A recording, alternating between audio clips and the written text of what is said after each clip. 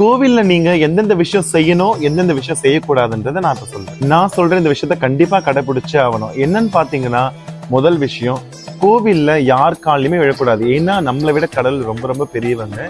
அதனால கோவில்ல தயவு செய்து அவங்க உங்களோட பெரியவங்களா இருந்தாலும் அவங்க காலில் தயவு செய்து விழவே விழாதுங்க. ரெண்டாவது விஷயம் பாத்தீங்கன்னா, நீங்க கோயிலுக்கு போறீங்கன்னா முடிஞ்ச அளவுக்கு உங்க குடும்பத்தோட கோயிலுக்கு போக பாருங்க. அது ரொம்ப ரொம்ப சிறப்பானது, ரொம்ப விசேஷமானது. மூணாவது விஷயம், நீங்க பரிகார ஸ்தலத்துக்கு போறீங்க, இப்ப திருநள்ளாறு போறீங்க, இல்ல குருஸ்தலம் போறீங்க, இல்ல புத கிரகஸ்தலம் போறீங்க, அந்த மாதிரி பரிகார ஸ்தலம் நீங்க போகும்போது கண்டிப்பா உங்க வீட்டுக்கு தாங்க நேரா போகணும், வேற யார் வீட்டுக்கும் போக கூடாது. அதே மாதிரி நாலாவது விஷயம் என்னன்னு பாத்தீங்கன்னா, வெளியூருக்கு நீங்க வெளி பிரயாணம் திருப்பதியோ இல்ல மாதிரி பெரிய பெரிய கோயில் பழனியோ திருச்செந்தூர் இந்த மாதிரி வெளி கோயிலுக்கு நீங்க போகும்போது கண்டிப்பா உங்க குலதெய்வத்தோட அனுகிரகம் கண்டிப்பா வேணும். உங்க குலதெய்வ உத்தரவு வாங்கிட்டு தான் போகணும். அதனால முதல்ல குலதெய்வ கோயிலுக்கு போயிட்டு அதுக்கப்புறமா நீங்க இந்த மாதிரி பிரயாணம் பண்ணும்போது உங்களோட வாழ்க்கை, உங்களோட பிரயாணம் ரொம்ப சிறப்பா இருக்கும்.